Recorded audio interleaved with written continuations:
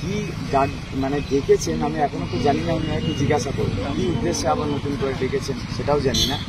যদিও high court already বলে দিয়েছেন, একটা অর্ডার অলরেডি সেই সময় দিয়েছেন, জিজ্ঞাসাবাদের জন্য আগের দিনই বলেছিল যদি প্রয়োজন হয় আবার ডাকবো। আজকে আবার ডেকেছেন, যতক্ষণ পর্যন্ত না জিজ্ঞাসা করছেন, কি জিজ্ঞাসা করছেন আমি তো বলতে পারছি না।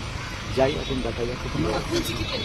চিঠিটা আসলে একটু অন্যরকম ভাবে, মানে আমি আমার বাড়িতে চিঠি দিয়েছিল, আমার বাবা মা তো অ্যাকচুয়ালি ছিল না, বোনের বাড়ি ছিল। 6 দিন পরে ঢুকে নোটিশটা দেওয়ালে চিপকানো দেখেছে, নোটিশটা আমাকে ছবি তুলে পাঠালো, তখন আমি দেখলাম আজকেই আমাকে ডাকা হয়েছে।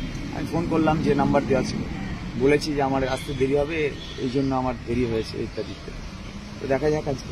তবে পুরোটাই সহযোগিতা করবেন, দেখি ওনারা কি জিজ্ঞাসা করেন। সহযোগিতা মানে তো এটুকুই, এর বাইরে তো কিছু নেই। 15 তারিখের যে ঘটনা, সেই ঘটনার পরিপ্রেক্ষিতে আপনাকে সেই ধারা দিয়ে আবার ডাকা হয়েছে? একদম যে ধারা সেই সময় ছিল সেগুলো দিয়েই আবার ডাকা হয়েছে, সেগুলো একই জিনিসের। যে সকল ধারা রয়েছে তার মধ্যে একটা ধারা হচ্ছে যে আপনি দাঙ্গার সাথে যুক্ত ছিলেন এবং গেট ভাঙা, পাবলিক প্রপার্টি বা সরকারি ধ্বংস, সেই সময় আপনি কোথায় ছিলেন বা এরকম যেটা চিন্ময়দাকে করা হয়েছে।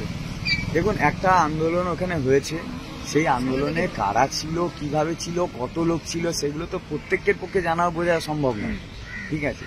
তো এখন সেই সব প্রশ্ন দিলে আমরা যেভাবে আমরা যে অবস্থায় ছিলাম সেগুলো নিশ্চয়ই জিজ্ঞাসা করলে বলবো। এখানে একটা কথা জিজ্ঞেস করবো, হাইকোর্ট বলে দিয়েছে এখন অব্দি কোনো ব্যবস্থা যেন নেওয়া না হয় এবং ঘিরে চলো নীতি, তার সত্ত্বেও দেখতে পাচ্ছেন যে আপনারই আরেকজন সতীর্থ অমিত রঞ্জন ভূঁইয়া, তার কাছে চিঠি এসছে, আপনার কাছে আরেকবার দ্বিতীয়বার চিঠি হলো, এর আগেও চিন্ময়দা আরো অন্যান্য যারা আন্দোলনকারী গ্রুপ সিডি কর্মী যারা, তাদের কাছে চিঠি আসছে, কিভাবে দেখছেন এই বিষয়টিকে? দেখুন, এগুলো তো ওনারা করবেন, এগুলো তো জানাই কথা, কারণ একটা আন্দোলন চলছে, আন্দোলন ওঠেনি, কিন্তু আমাদের তো কিছু করার নেই। আমরা তো আর অন্য কোনো উদ্দেশ্য প্রণীতভাবে আন্দোলন করছি বা অন্য কোনো উদ্দেশ্যে নয়, ভয়ঙ্কর একটা সংকটের জায়গা থেকে আন্দোলন করছি। এই আন্দোলনটা মধ্যে কোনো খারাপ উদ্দেশ্য বা অসৎ উদ্দেশ্য নেই। তো স্বাভাবিকভাবে আন্দোলনে আসি বলে হয়তো আরো একটু বেশি করে এই চাপটা তৈরি করা হচ্ছে।